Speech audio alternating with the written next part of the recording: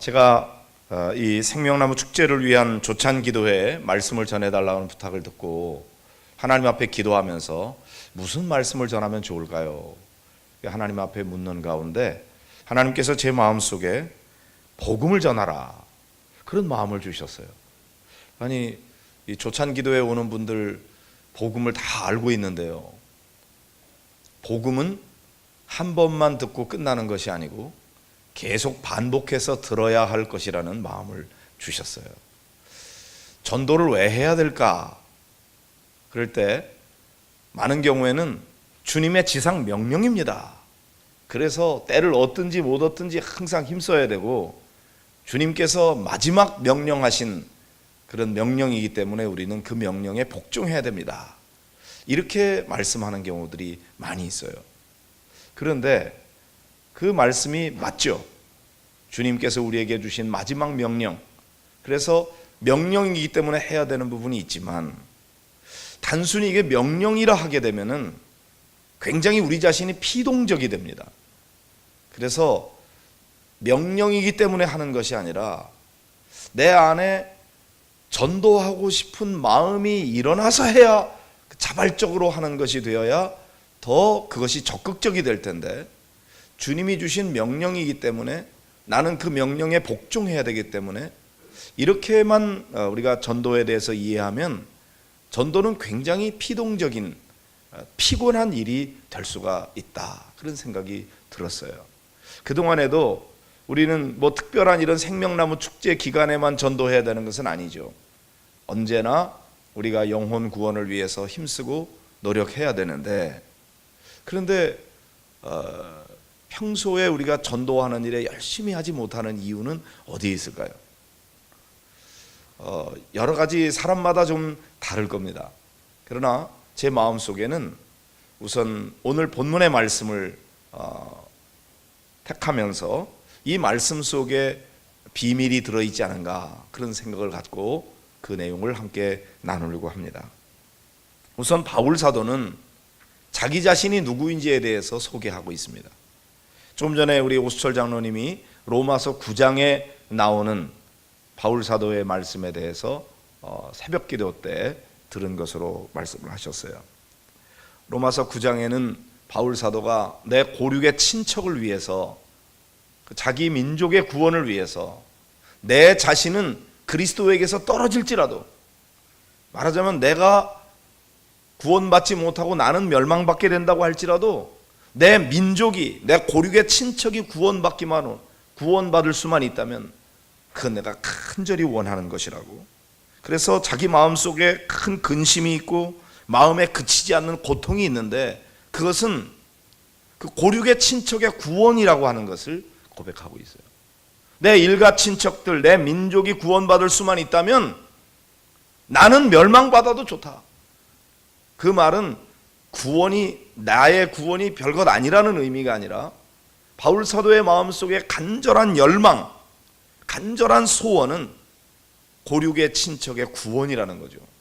그런 열정에 불타오르고 있었어요. 근데 저도 이 새벽에 이 말씀을 전하면서 우리 성도들 모두에게 이런 마음이 있다면 굳이 전도를 하라고 명령하고 또 이런 특별한 행사를 갖고 그러지 않아도 될 수가 있을 텐데, 가장 중요한 원인은 우리 마음속에 그렇게 전도하고 싶은 간절한 열망과 소원이 일어나지 않는 데 있지 않는가, 그런 생각이 드는 거죠. 만약에 우리 마음속에 막 그런 열정이 있다면, 그러면 누가 하라고 해서 하는 것이 아니고 특별 행사를 위해서 하는 것이 아니라 늘 복음 전하는 일을 하게 될 텐데, 그렇지 못한 현실을 우리가 보면서 저는 마음속에 이 말씀 나누면서 그런 기도를 드렸어요. 하나님, 바울 사도에게 부어주셨던 그 영혼 구원에 대한 열정을 나에게 부어주시기 원합니다. 하나님, 명령이기 때문에 복음 전하는 게 아니고 내 마음속에 구원받지 못한 영혼에 대한 불쌍히 여기는 마음, 그를 긍휼히 여기는 마음, 저대로 내버려두면 저 사람들 다 지옥에 갈 수밖에 없는데 그 영혼을 구원해야 되지 않겠는가, 이런 마음이 막 일어나고 그 영혼에 대한 사랑하는 마음이 있을 때 전도는 자연스러운 일이 되는 거거든요. 그러면 막 어떤 의도를 가지고만 하는 것이 아니라 내 마음속에 그렇게 하고 싶은 마음으로 막 사람들을 섬기고 사랑하고 위해서 기도하고 이런 일이 될 것이 아닌가, 그런 생각이 드는 거죠.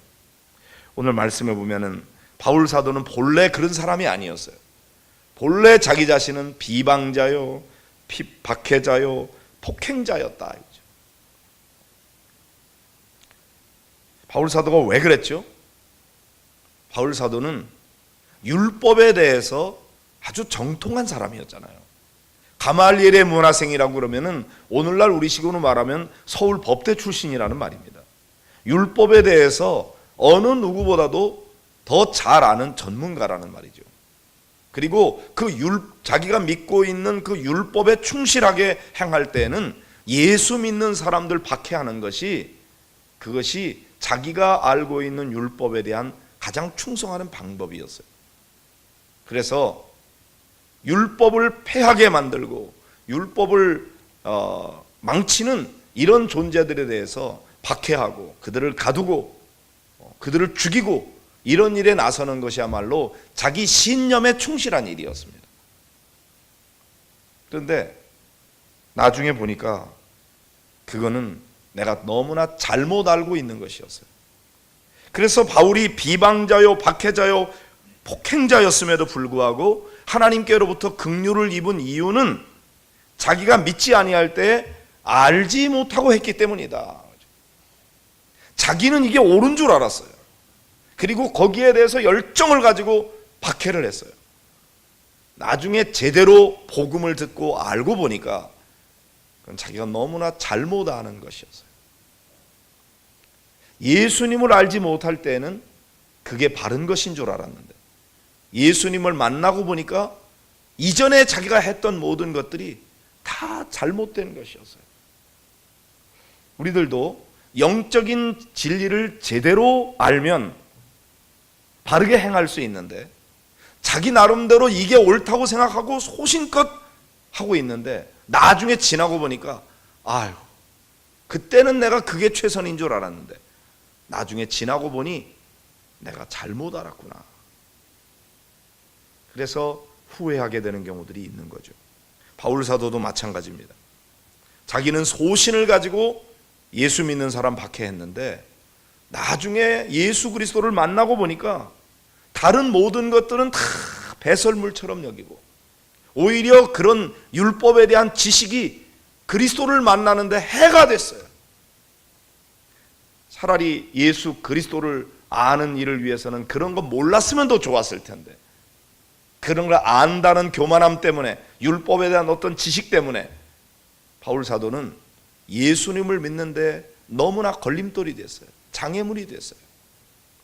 그리고 나중에 예수 그리스도를 믿고 난 다음에는 예수 그리스도를 아는 지식이야말로 가장 고상하고 다른 모든 것들, 율법에 대한 그런 모든 자기의 잘못된 지식들은 다 배설물처럼 여긴다. 내가 가지고 있었던 예전에 어떤 인간적인 자랑거리, 내가 유대인 중에 유대인으로 태어났다, 히브리인 중에 히브리인이다, 나는 베냐민 지파 사람이다, 양반이라는 얘기죠. 정통 집안의 사람이라는 얘기입니다. 그리고 가말리엘의 문화생이고 율법의 열심으로는 내가 어느 누구에게도 빠지지 않고 그리고 내가 바리새인 중에 바리새인이고 뭐 이렇게 해서 자랑거리가 많았었는데 나중에 예수 그리스도를 알고 난 다음에는 그 모든 것이 방해거리였다. 그것이 너무나 해가 되었다. 나는 이제 그런 모든 것들을 배설물처럼 버린다고 그렇게 고백하게 됩니다. 우리는 지금 내가 지금 알고 있는 예수 그리스도, 내가 지금 믿고 있는 기독교 신앙, 그것이 진짜 복음에 합당한 올바른 영적 지식인지 돌아볼 필요가 있어요. 이렇게 믿으면 바르게 믿는 줄 알았는데 나중에 돌아보고 보니까 아유, 그땐 나는 너무나 본질적인 걸 몰랐어요. 나는 겉껍데기만 알고 있었어요. 진짜 복음의 핵심은 내가 몰랐습니다. 그럴 수가 있는 거죠. 바울 사도는 내가 알지 못하고 그랬다고, 그래서 주님께서 나를 긍휼히 여겨 주셨다고 말합니다. 자, 바울 사도가 깨닫게 된 것은 무엇인가요? 제일 중요한 것은 내가 죄인 중에 괴수라는 사실을 깨닫게 된 거예요. 여러분, 우리는 생각할 때 내가 죄인이라는 사실, 그것을 더 철저하게 고백하지 못하고 있는 것은 아닌가. 여러분, 한번 여러분 자신을 잘 돌아보세요. 나는 예수 그리스도 없이도 구원받을 만한 존재인가? 우리가 기준으로 삼는 것은요, 하나님의 말씀, 하나님이 우리에게 요구하는 수준, 그것이 기준이 되어야 되는데 보통은 그게 기준이 아니고요, 다른 사람들이 기준이에요. 그래도 저런 사람보다는 내가 낫잖아. 그래도 최소한도 나는 수원구치소에 갇힌 사람들이나 저 청송교도소에 갇혀 있는 사람들보다는 낫잖아. 그래서 나보다 훨씬 더 못되고 죄인들, 그들과 비교하면서 그래도 나 정도만이면 세상은 괜찮을 텐데, 나는 스스로 완전한 사람이라고는 생각하지 않습니다. 나도 부족한 게 있습니다. 그러나 이만하면 괜찮지 않아요? 이런 자기의에 빠져 있을 때 우리는 예수 그리스도의 십자가의 은혜에 대한 감격을 갖기가 어려워요. 왜냐하면 내가 철저하게 죄인이라는 사실을 인정할 때에만 나는 멸망받을 수밖에 없는 것에서 나를 위해 십자가에 달리시고 고난당하심으로 그 주님의 보혈로 내가 구원받는다는 사실에 감격이 될 터인데, 이 은혜에 대한 감격이 없는 이유는 내가 그렇게 큰 죄인이 아닌 거예요. 이만하면 괜찮은 거예요. 분명히 완전하지는 않아요. 내가 때때로 화도 내고 어떤 땐 나쁜 생각도 하고, 내가 그렇게 되지만 그 정도 가지고 내가 지옥 갈 정도는 아니지. 그것이 아마 일반적으로 나름대로 법을 지켜가면서 선하게 살아가는 사람들의 생각일 것입니다. 그러다 보니까 우리가 예수 그리스도의 십자가가 나에게 절대적으로 다가오지 않는 것이죠. 그러나 성경이 말씀하고 있는 진리는 무엇인가요? 모든 사람이 죄를 범하였음에 하나님의 영광에 이르지 못하더니 의인은 없나니 한 사람도 없다. 그것이 성경의 진단입니다. 여러분, 우리는 생각할 때 95점쯤 맞았으면 그는 A+ 학점이에요. 잘한 거예요. 2% 부족한 거, 그거는 2% 부족한 것이 문제가 아니고 98%를 채웠다고 하는 자랑거리로 받아들이는 것이죠. 그런데 그건 다른 사람과 비교할 때 인간적인 생각이고, 하나님이 우리에게 요구하시는 수준은 100%입니다. 율법을 하나만 어겨도 율법을 어긴 거예요. 그는 범법자예요. 그는 죄인이에요. 그 죄로 말미암아 하나님의 요구를 들어주지 못하기 때문에 그는 구원받을 수 없어요. 그런데 이 땅에 살아가고 있는 모든 사람들은 다 전적으로 타락하고 부패한 존재들이에요. 행동으로 죄를 지었을 뿐만 아니라 마음으로, 생각으로 죄를 지어서 하나님의 기대와 하나님의 수준에 다 미달입니다. 단 한 사람도 하나님의 요구를 충족시켜 줄 수 있는 사람이 없다는 것입니다. 거기에 내 자신이 포함된다는 사실을 우리가 알아야 되는데, 우리는 하나님의 말씀이 요구하는 기준이 아니라 나보다 못한 사람들과 비교하면서 나는 그렇게 못된 사람이 아니야, 나는 지옥 갈 만한 죄인은 아니야, 그러니까 너무 안심이 되는 거예요. 그리고 십자가를 바라볼 때 그 십자가가 내 죄 때문이고 내가 저 십자가에 달려 죽어야만 했는데 예수님이 나를 대신해서 십자가에 달려 돌아가셨다고 하는 이 십자가의 복음, 십자가의 피 묻은 복음, 이 복음이 우리에게 생명으로 다가오지 않는 것입니다. 그러나 정말 바울 사도가 고백하는 것처럼 내가 죄인입니다. 나는 죄인 중에서도 괴수입니다. 내가 알지 못할 때에 한 것이었지만 나는 비방자였고 폭행자였고 나는 박해자였습니다. 나는 하나님 앞에서 은총을 받을 만한 짓을 한 적이 없습니다. 나는 멸망받아 마땅한 존재입니다. 이것이 바울 사도만 그렇게 고백해야 되는 것이 아니라 우리 모두가 다 그렇게 고백해야 되는 거고, 구원받은 우리들이 구원받지 못한 사람들을 바라보게 될 때 저 사람은 법 없이도 살만한 사람이야, 저 사람은 굳이 교회 데리고 나오지 않아도 괜찮을 거야, 이렇게 생각한다면 그 사람의 영혼을 구원하기 위해서 우리가 그렇게 열정을 가지고 해야 될 필요가 없을 수도 있어요. 그런데 우리가 성경적 관점에서 바라볼 때 아무리 참 열심히 살고 법 없이도 살 만큼 착하게 살아가고 그럴지라도 그 영혼은 지금 현재의 그의 영적인 상태는 지옥에 던져질 수밖에 없다. 저 영혼 내버려 두면 저는 구원받지 못한다. 그런 눈으로 바라보게 될 때 그 영혼이 불쌍하고, 야, 저 사람 저렇게 나름대로 열심히 살면서 그렇게 하는데 저 사람이 천국의 복음을 알지 못하고 예수 그리스도 알지 못하고 결국 어느 순간에 갑자기 세상 떠나게 되면 저 사람 지옥 가게 될 텐데 저 영혼을 저렇게 그냥 내버려 두면 안 되지 않는가? 그 믿음이 우리에게 있을 때에 안타까운 마음으로 내가 그를 위해 기도하고 그를 사랑으로 섬기고 그를 위해서 전도하는 일을 하게 될 것입니다. 그래서 오늘 저는 이 생명나무 축제를 위한 조찬 기도회에 여러분들에게 한번 질문해 보고 싶은 것입니다. 여러분은 진정 예수 그리스도의 십자가의 은혜만이 나를 구원한다고 믿고 계시는지요?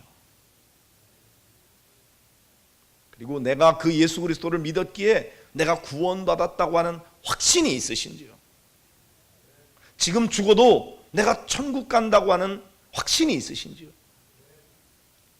그것은 나의 어떤 그 행위의 완전함이 아니에요. 나의 어떤 공로 때문이 아니에요. 오직 예수 그리스도의 십자가의 보혈, 그 놀라운 은혜로 우리의 죄를 씻어주셨기 때문에 그 사실을 내가 믿음으로 받아들이기에 구원받았다는 거예요.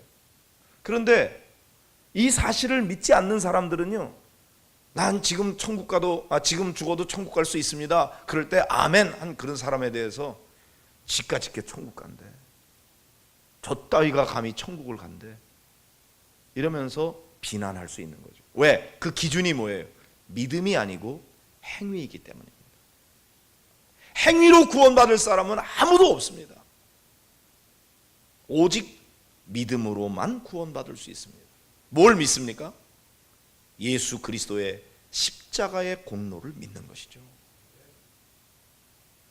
그래서 물론 우리가 구원받는 거에 대해만 얘기하면 그걸로 끝나버리게 될 때, 그 다음에 구원은 받았으나 구원받은 자답게 살아가지 못하는 것에 대한 우리 구원받은 이후에 저지르는 죄에 대해서 또 회개해야 될 부분이 있습니다만은 1차적으로 구원은 율법을 행함으로 이루어지는 건 안 된다. 로마서에서 끊임없이 반복하고 있는 거, 하나님이 우리에게 주신 율법은 다 행하면 의로워지는 것입니다. 행하지 못하면, 한 가지라도 행하지 못하면 구원 못 받는 겁니다. 그런데 유대인들에게 율법을 주셨는데 그것을 온전히 행하는 사람이 단 한 사람도 없어요. 그러니까 율법 자체가 악한 것이 아니고 율법을 행해야 의로운데, 율법을 행하는 사람이 없으니까 율법의 역할은 우리를 구원하는 역할이 아니라 우리가 죄인이라는 것을 깨닫게 해주는 역할밖에는 못하는 거예요. 율법으로 되었다면 굳이 예수 그리스도께서 이 땅에 오실 이유가 없었습니다. 예수님이 안 오셔도 구원받을 수 있으니까요. 그냥 조금 더 쉽게 구원받을 수 있는 길을 열어주려고 한 게 아니었어요. 구원받을 길이 완전히 막혀버렸어요. 아무도 구원받을 수 없어요. 그래서 하나님께서 인간의 몸을 입고 이 땅에 오셔서 죄 없으신 예수 그리스도께서 우리의 죄를 대신 짊어지시고 십자가에 달려 죽으셨기에 그 사실을 믿는 자에게 죄가 너무나 많음에도 불구하고 그 보혈로 죄를 다 덮어주시고 그리고 우리를 의롭다고 하나님이 인정해 주시는 거죠. 죄가 없어서 의인이 아닙니다. 죄인임에도 불구하고 하나님이 죄를 인정하지 아니하고 우리를 의롭다고 인정해 준다는 의미에서 의인입니다. 근데 그 의인은 행위로 말미암아 되는 것이 아니고 오직 믿음으로 말미암아 된다는 것입니다. 바울이 이걸 깨달았어요. 루터가 이것을 깨달았어요. 웨슬리가 이걸 깨달았어요. 마틴 루터도 또는 존 웨슬리도 자기의 의를 가지고 구원받으려고 얼마나 노력했는지 몰라요. 근데 결론은 뭐냐면 내가 아무리 내 의지를 가지고 노력하고 애써도 나는 완전에 이를 수 없다고 하는 절망감이었어요. 그런데 그런 식으로 구원받는 길을 열어놓으셨다면 구원받을 자가 없는데 예수 그리스도의 십자가의 은혜로 내 죄 때문에 주님이 피 흘리시고 나를 위해 죽어주셨다고 하는 이 놀라운 공로를 믿음으로 받아들일 때 하나님의 의가 우리에게 더 쉬워지는 거죠. 그래서 우리의 죄가 덮어지고 하나님이 우리를 의롭다고 하신다는 겁니다. 하나님이 우리를 의롭다 하시는데 누가 정죄할 자가 있겠느냐? 하나님이 내 편이신데 누가 나를 대적할 자가 있겠느냐? 이것이 로마서 8장에서 말씀하고 있는 바울 사도의 외침입니다. 우리가 이 사실을 믿는 것, 그것이 우리 구원에 대한 감격을 갖는 것이죠. 아, 그렇구나. 나는 도저히 하나님의 그 놀라운 사랑을 받을 자격이 없는데, 나는 완전히 멸망받아 마땅한 존재인데 하나님의 은혜로, 주님의 사랑으로 내가 구원을 받았구나. 이 사실을 믿는 것이 우리 성도들이잖아요. 그래서 주님을 처음 만났을 때 그 감격이 얼마나 컸는지 눈물 콧물 쏟아가면서 이 죄인을 용서해 주신 것 감사합니다. 나를 구원해 주신 은혜 감사합니다. 그래서 우리가 그렇게 감격하며 예수 그리스도를 믿고 구원을 받았어요.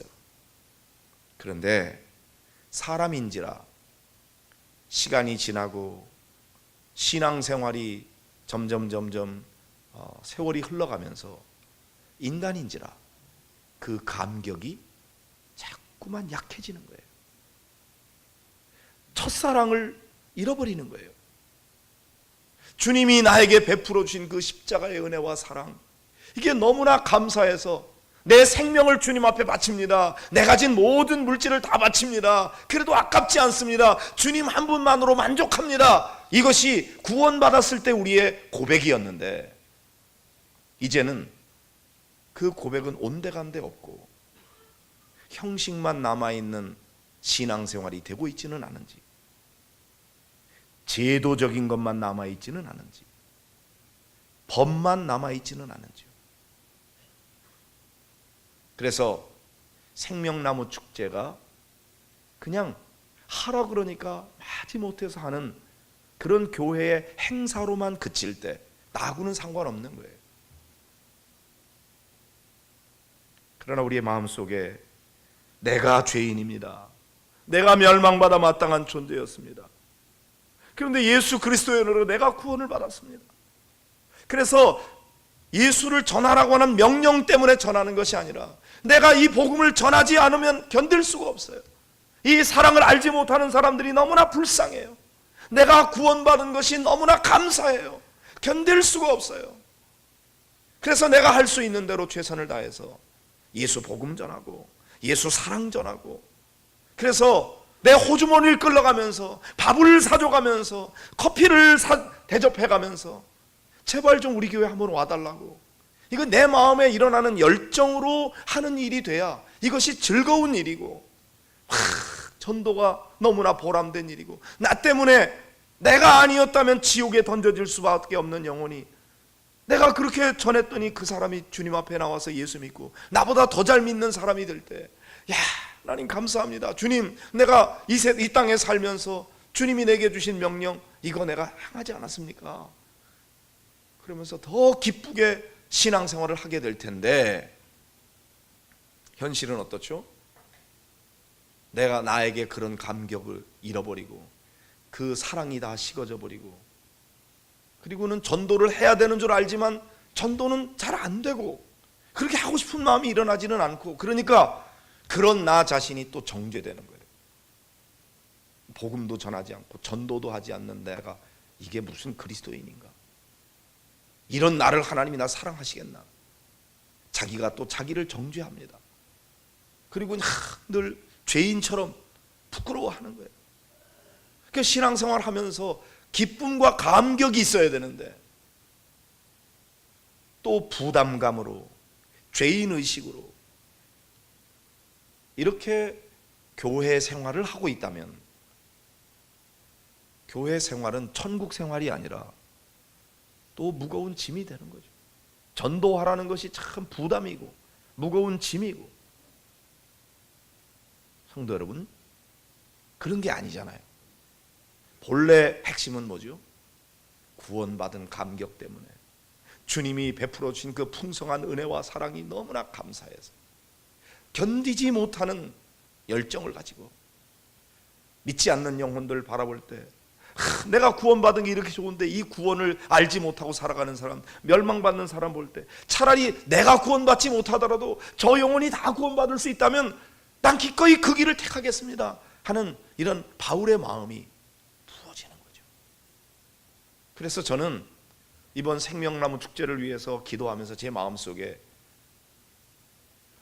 얼마나 결과가, 그날 생명나무 축제에 얼마나 많이 사람들이 왔는가, 그 결과보다 더 제가 간절한 마음으로 기도하는 기도의 제목은요, 우리 목양교회 성도들의 마음속에 주님의 은혜에 대한 감격을 다시 회복하고 첫사랑을 회복하고 하나님의 은혜에 대해서 감사하고 영혼 구원에 대한 열정이 일어나고, 그래서 전하지 않으면 안 되는 그런 마음이 일어나게 해달라고. 그것이 제가 볼 때는 더 중요한 일인 것 같아요. 그게 회복되면 그러면 1년 내내 생명나무 축제가 되어질 테고, 평소에 그렇게 전도하다가 이런 생명나무 축제를 열게 될 때 그때 그 사람들을 초청하는 기회로 삼게 될 것입니다. 전도하지 못하는 것 때문에 또 죄책감에 빠지고, 전도하지 못해서 하나님 앞에 부끄럽고 죄스럽고, 여기 막 명단 적어내라 그러는데 우리 선교회는 이름이 없어서 그것 때문에 또 미안하고, 이렇게 눈치 보면서 그렇게 신앙생활을 할 일이 아니잖아요. 우리는 오히려 주님, 나를 구원해 주시다니요, 내가 구원받은 하나님의 자녀가 되었다니요, 하나님 감사해요. 그리고 믿지 않는 영혼들 저들 구원해야 될 텐데 하나님 저를 사용해서 저 영혼 구원해 주세요. 그래서 이름 적어놓고 내가 잘 알지 못하는 우리 교인 어느 누가 적어놓은 태신자의 이름일지라도, VIP의 이름일지라도 여러분 앞에 있는 놓여있는 그 이름들을 보면서 눈물이 나고, 하나님 이 사람 내가 누군지 모릅니다. 그러나 이 영혼을 우리 목양교회 성도들이 전도하겠다고 이름을 적어놨습니다. 하나님 이 이름을 주님 앞에 올려드립니다. 하나님 이 영혼을 좀 구원해 주십시오. 그 마음이 우리에게 막 일어나야 되는 거죠. 물론 우리의 감정이라는 것은 1년 내내 365일 예수 믿고 난 다음에 평생 똑같지 않습니다. 막 그런 마음이 나가다가도 또 어떤 때는 식어지고요, 구원의 감격이 막 있다가도 그걸 잃어버릴 때가 있는 거예요.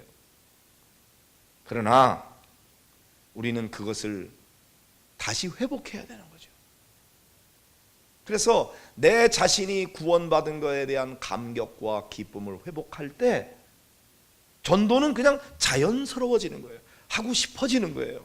내 마음속에 그렇게 하고 싶은 마음이 막 일어나서 가장 좋은 방법은 뭘까?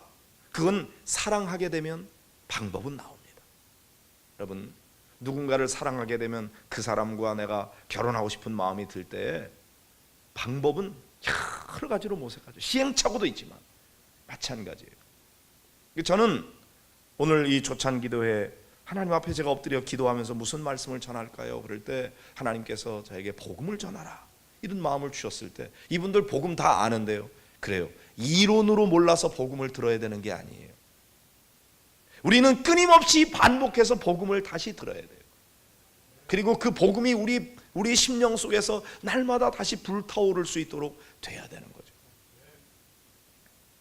그 다음에 우리가 나를 위해서 그렇게 은혜를 베풀어 주신 주님의 은혜에 대한 감사 때문에 내가 주님을 사랑하는 마음이 하나님 감사해요. 예수님 어쩌자고 그 십자가의 고난을 참으셨어요. 날 위해서 어떻게 그런 목숨을 버리셨어요. 내가 주님 앞에 뭔데 나를 이토록 사랑하십니까? 내가 주님을 사랑하는 마음이 막 일어날 때, 그때 주님이 이것 좀 해라, 그런 게 부담이 아니라 나에게 즐거운 사명이 되는 거죠.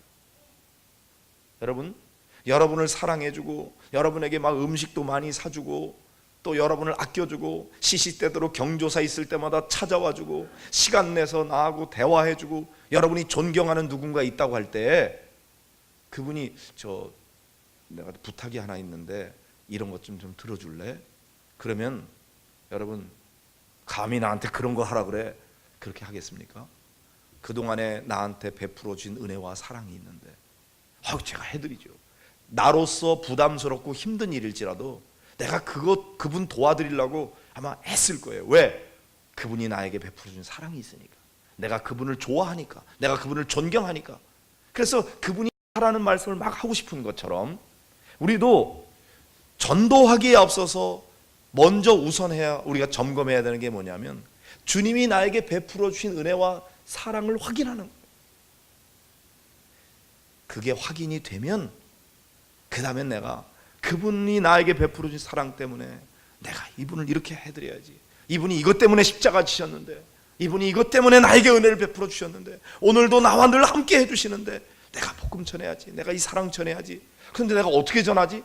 나 방법을 잘 모르겠는데 뭘 전해야 되지? 그걸 연구하게 되고 방법을 모색하게 되는 거죠. 카페 숲에 와서 내가 커피 한 잔 대접해야 되겠다. 아니, 그거 아주 안 돼.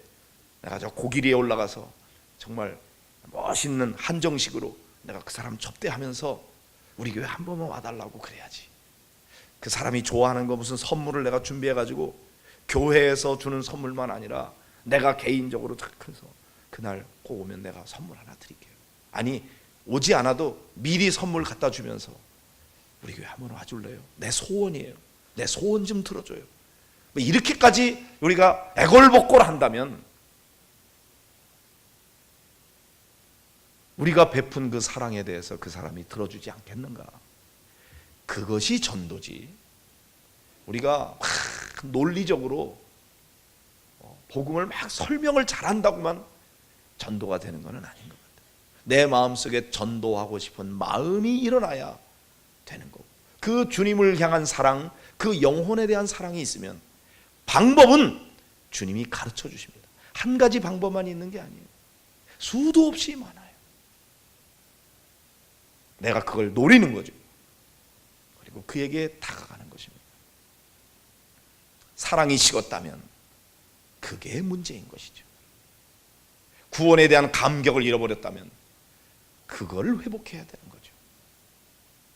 그래서 저는 우리 목양교회 성도들이 생명나무 축제 VIP 태신자의 이름을 적어내라고 하는 것이 부담이 아니라 옳거니 내가 이제까지 기회를 노리고 있었는데 이때 내가 이 사람을 위해서 더 집중적으로 기도하고 더 사랑으로 섬겨서 이번에 내가 꼭 데리고 오리라 기다렸다는 듯이 이런 교인들이 되는 것이 더 중요하다고 봅니다. 여러분 그렇게 믿으십니까? 네. 그래서 VIP를 위해서 기도하는 일도 귀하지만 그를 구원하기 위해서 쓰임받을 나 자신을 위해서 주님, 저에게 그 열정을 주세요. 그 사랑을 회복시켜 주세요. 내가 십자가 바라보면서 감격하게 하시고, 기뻐하게 하시고, 감사하게 하시고, 다른 거 다 잃어버려도 오직 예수 그리스도 한 분만 내가 얻을 수 있다면 나는 기꺼이 모든 것 버립니다. 그럴 수 있는, 정말 예수 그리스도, 그분이 이 세상의 그 어떤 부귀와 영화보다도, 그 어떤 명예보다도 가장 귀합니다. 주 예수보다 귀한 것은 없습니다. 예수님이면 충분합니다. 예수님 한 분만으로 만족합니다. 이 믿음을 회복한다면 전도는 저절로 되는 것이어야 됩니다. 그리고 그렇게 내게 은혜를 베푸신 주님의 명령이기 때문에 내가 그걸 막 하고 싶어지는 것입니다. 저는 이번 생명나무 축제가 우리의 식어진 사랑을 회복하는 기회가 되기를 바랍니다.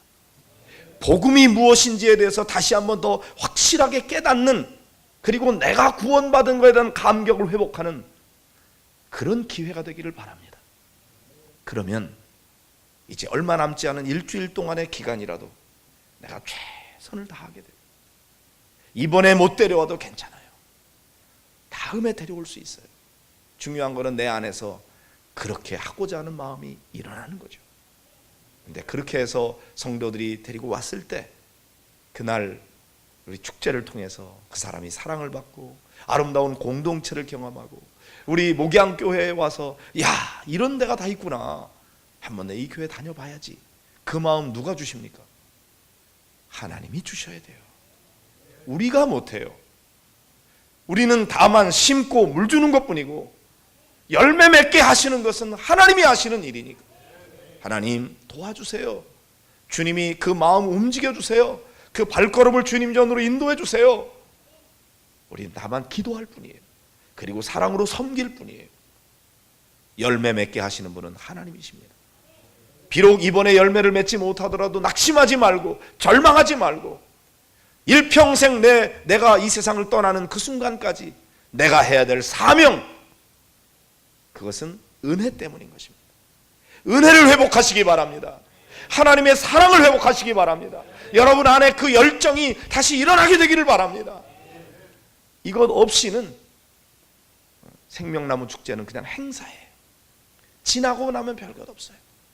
여러분, 우리가 대치동에 있을 때도 뭐 잠실 운동장에, 그 잠실 실내 체육관에서 뭐 10분가 예배 드리면서 17,000명인가 사람들이 왔다고 얼마나 감격했어요.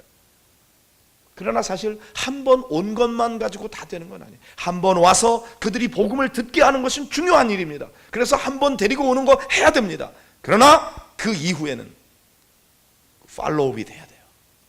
그 사람이 지속적으로 나올 수 있도록 우리가 끊임없이 관심 가지고 계속 애프터 서비스를 해줘야만 그가 온전히 예수 그리스도를 믿고 구원받게 되는 거죠. 그래서 저는 이제 이쯤에서 생명나무 축제에 누군가 온 인원이 몇 명이냐, 그 중요하지만 그 이후에 우리가 얼마나 섬겨서 그 사람이 우리 교회에 제대로 등록하고 정착하게 할 것이냐 하는, 여기까지 지속적으로 나아갈 수 있도록. 그런데 여러분, 숫자가 꼭 많아야만 되는 것이 아니라 한 영혼이라도 이번 생명나무 축제를 통해서 구원받을 수 있었다면 그건 한 영혼의 가치가 천하보다 귀한데, 그걸 우리가 감사하면서 우리 스스로 야, 그 생명나무 축제 그렇게 대단하게 뭐 벌리고 뭐 대단하게 할 것 같더니 뭐 열매는 별로 없잖아, 이런 소리 안 하기를 바랍니다. 여러분, 결과가 중요한 게 아니에요. 결과가 중요하죠. 그러나 더 중요한 것은 그 영혼을 사랑하는 마음으로 끊임없이 전도하고자 하는 열정인 것입니다. 우리 성도들에게 그 마음이 있다면 이번 생명나무 축제로만 끝나지 아니하고 또 전도하게 될 것이고, 내년도에 생명나무 축제를 위해서 이거 끝나자마자 마음으로 준비하면서 내가 내년에는 누구를 데리고 오지, 그리고 이번에 데리고 온 사람, 이 사람 어떻게 정착하도록 하지, 여기에 관심을 갖게 될 것입니다. 한 사람이 한 영혼을 하나님께 데리고 오는 것만으로도 귀한 일입니다. 여러분, 그러나 그런 일에 열정이 없다면 이것은 우리가 회개해야 될 일입니다. 하나님, 나를 불쌍히 여겨주세요. 왜 나에게는 전도의 열정이 없죠?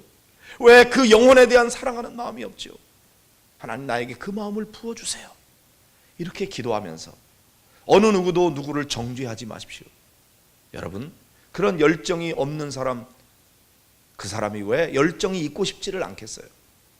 그러나 내 마음속에 그런 일이 일어나지 않을 때 우리가 그를 위해서 기도해야 되겠고, 그런 열정 가지고 열심히 하는 분이 있으면 그분을 우리가 응원해야 되겠고, 그래서 우리 교회가 모든 성도들이 다 영혼 구원의 그 열정으로 불타오르는 그런 공동체를 이루어 가게 되기를 주의 이름으로 축복합니다. 우리 함께 마음 모아서 기도하면 좋겠습니다. 하나님, 그렇습니다. 복음을 내가 알고는 있었는데 또 시간이 지나다 보니 복음에 대한 열정 식어져 버리고, 하나님, 내가 구원받아야 되는 감격도 잃어버린 채 그저 행사로, 의무로, 짐처럼 부담스럽게 이런 일들을 하고 있었다면 나를 용서해 주시고 다시 한번 내 마음에 불을 붙여 주시옵소서. 사랑을 부어 주옵소서. 복음에 대한 감격을 주옵소서. 십자가의 능력을 믿게 하여 주시옵소서. 그리고 내가 이 사람의 이름을 불러가며 기도합니다. 하나님이 태신자를 마음의 문을 여시고 주님 전으로 인도해 주시고 예수 영접하여 구원받는 역사 일어나게 주시옵소서. 우리 다 같이 주님을 3번 부르고